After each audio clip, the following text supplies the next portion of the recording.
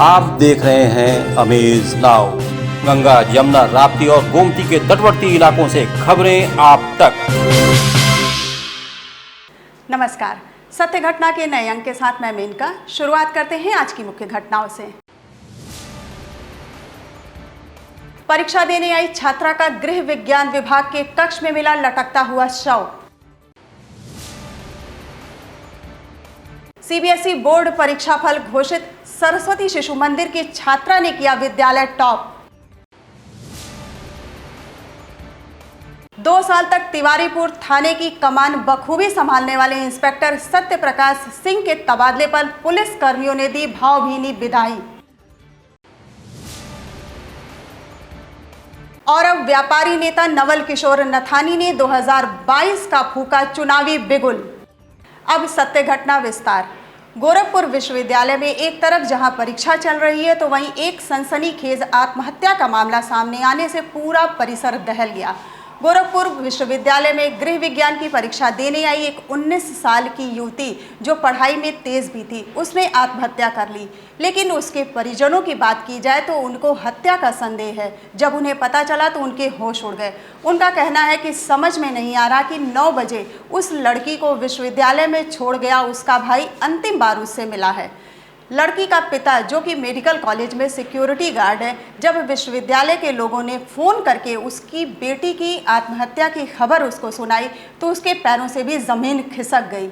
बात अगर भाई और पिता विनोद की जाए तो उन्होंने कहा कि ऐसी कोई परिस्थिति नहीं थी जिससे कि उनकी लड़की खुदकुशी कर ले, और साथ ही इस मामले को संदिग्ध भी बताया। आपको बताते चले कि प्रियंका नाम की लड़की परीक्षा देने के बाद उसी कमरे में अपने ही दुपट्टे से फांसी लगाकर लटकती हुई नजर आई। उधर मीडिया ने विश्वविद्यालय के चीफ प्रॉक्टर से जब बात करनी चाहिए तो वह मुकर गए, कैमरे के सामने नहीं आए।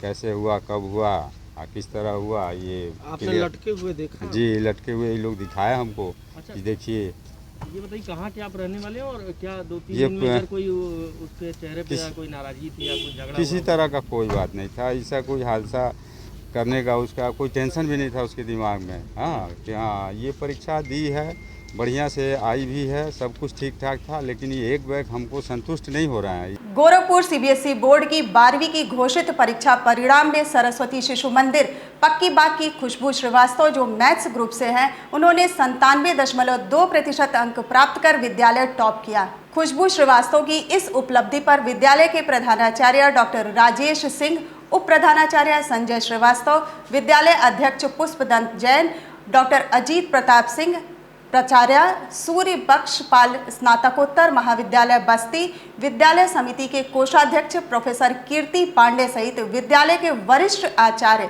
दिवाकर मिश्र, फड़ीस तिवारी, शिवेंद्र मिश्र, अविनाश श्रीवास्तव, अभिषेक जायसवाल ने उन्हें बधाई और आशीर्वाद दिया।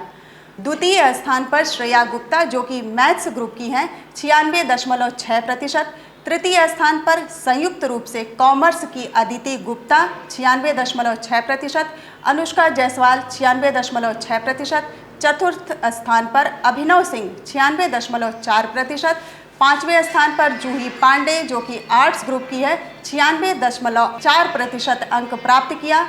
विद्यालय की इस सफलता पर प्रदेश निरीक्षक कमलेश कुमार सिंह, प्रबंधक बलराम अग्रवाल, डॉक्टर रामनाथ गुप्त के द्वारा भी शुभकामनाएं दी गई।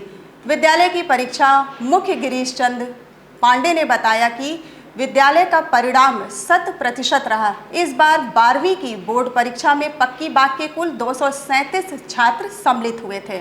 तैयारियां अपने हिसाब से ही, मतलब जिसको जैसे सही लगता है वैसे ही करनी चाहिए। मुझे जैसे सही लगा मैंने वैसे किया।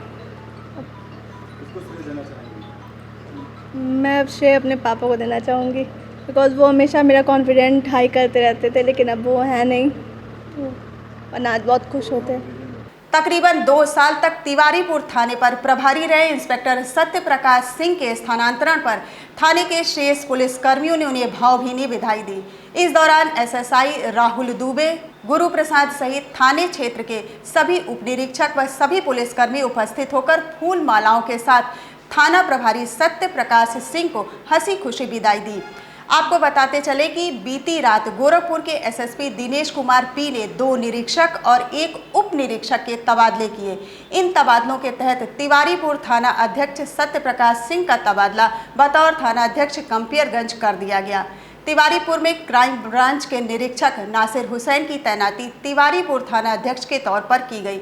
बताया जाता है कि इंस्पेक्टर सत्य प्रकाश सिंह अपने कार्यकाल में स्थानीय जनता और महकमे में काफी लोकप्रिय रहे।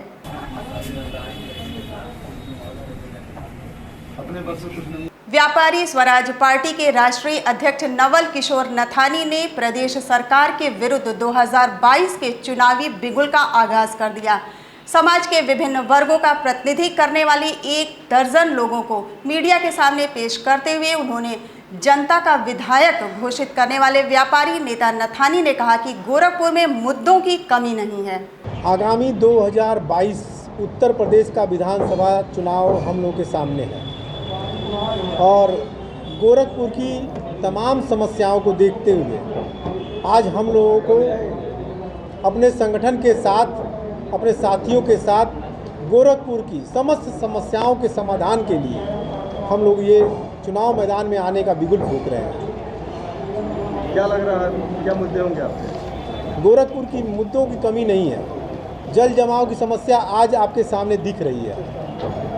तमाम मेडिकल कॉलेज की स्थिति आप देख रहे हैं। पूरा हम लोगों ने 1.5 साल का समय कोविड काल को देखा है।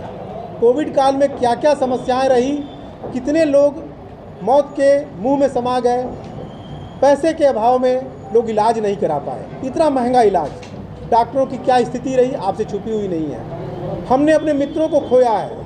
यूपी बोर्ड के 10वीं और 12वीं कक्षा का परिणाम आज घोषित होने पर बच्चों में खुशी की लहर दौड़ गई।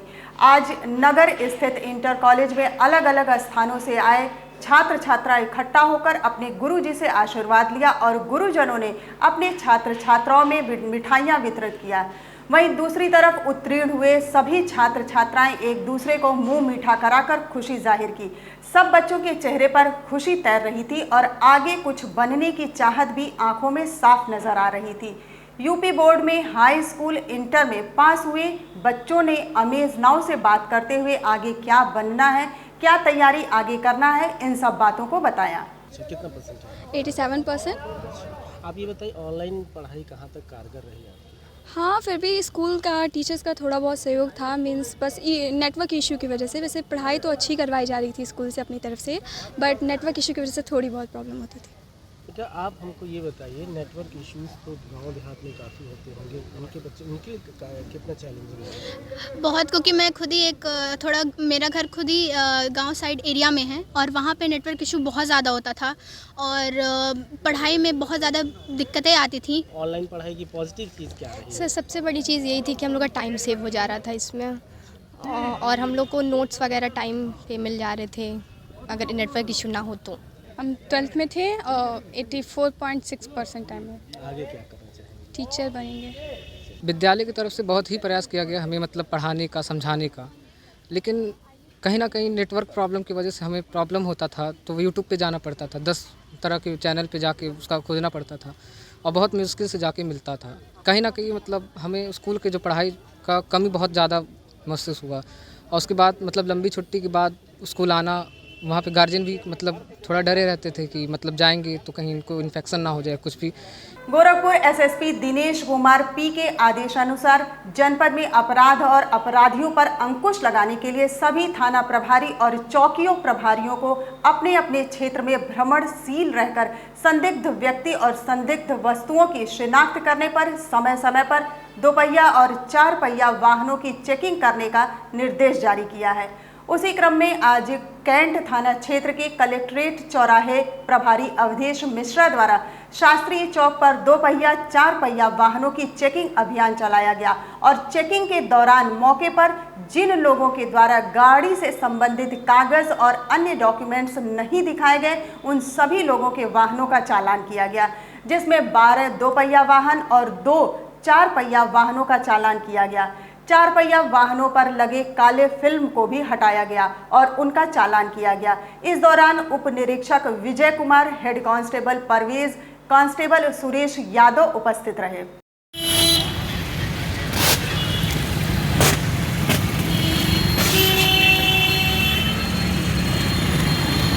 जिलाधिकारी के निर्देश पर आबकारी विभाग ने थाना राजघाट के अंतर्गत लालडिग्गी पावर हाउस के पास मामा भांजे की मजार के बगल में दबिश देकर लगभग 80 लीटर अवैध कच्ची शराब बरामद की। जनपद गोरखपुर में आबकारी विभाग द्वारा चलाए जा रहे प्रवर्तन अभियान के अंतर्गत आबकारी निरीक्षक राकेश कुमार त्रिपाठी एवं आबकारी निरीक्षक सहजनवा अरविंद सिंह के साथ अवैध कच्ची शराब के विभिन्न संदिग्ध स्थलों पर दी जा रही दबिश के क्रम में शनिवार को थाना क्षेत्र में दबिश की कार्रवाई की गई। कुल लगभग 80 लीटर अवैध कच्ची शराब बरामद कर एक अभियुक्त संजना पत्नी अनूप कुमार के विरुद्ध आबकारी अधिनियम के अंतर्गत अभियोग पंजीकृत किया गया। इस कार्रवाई में आबकारी सिपाही धर्मेंद्र चौधरी, सुनील राय, साकेत राय, आशीष मिश्र, शरद वर्मा, सौरभ कुमार, श्याम बिहारी शामिल रहे। बलिया जनपद में भले ही पुलिस कप्तान काफी सख्त हो, लेकिन अधीनस्थ पुलिसकर्मी विभाग को शर्मसार करने में जरा भी परहेज नहीं करते हैं। एक ऐसा ही मामला जनपद के नरही थाना क्षेत्र के लक्ष्मणपुर पिपरा कला मार्ग का है, जहां लक्ष्मणपुर चौराहे पर खुलेआम गांजा बिक रहा है। भांग की लाइसेंसी दुकान पर धड़ल्ले से गांजा बेची जा रही है। गांजा बेचने के मामले में पुलिस को कोई भनक नहीं है, बल्कि यूं कहें कि ऐसे दुकानदारों को पुलिस की तरफ से खुली छूट मिली हुई है। जब हमारे रिपोर्टर उस दुकान पर पहुंचे तो गांजा दुकानदार ने कहा कि एसओ के कहने पर बेचता हूँ गांजा। गांजा का लाइसेंसी दुकान है, बोलो। गांजा का लाइसेंसी दुकान है, बताओ। नहीं, गांजा का लाइसेंसी दुकान है तुम्हारा। सर जी रुकिए, क्या बात है? गांजा क्यों बेच रहे हो? आप माना कर दीजिए। नहीं, लक्ष्मणपुर में चट्टी पे किसके कहने पे तुम गांजा बेच रहे हो? एसओ साहब के। एसओ साहब के? एसओ साहब बोले हैं, ठीक। सत्य घटना के आज के अंक में बस इतना ही। तेज, सटीक और ताज़ी घटनाओं को जानने के लिए जुड़े रहिए अमेज नाउ के फेसबुक पेज, यूट्यूब चैनल और वेब पोर्टल से। अगले अंक में आपसे फिर होगी मुलाकात, तब तक के लिए नमस्कार।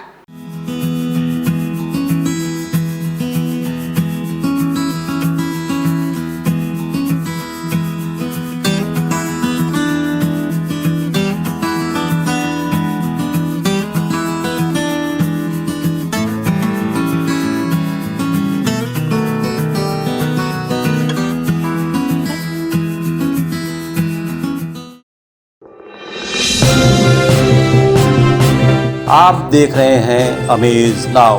गंगा, यमुना, राप्ती और गोमती के तटवर्ती इलाकों से खबरें आप तक।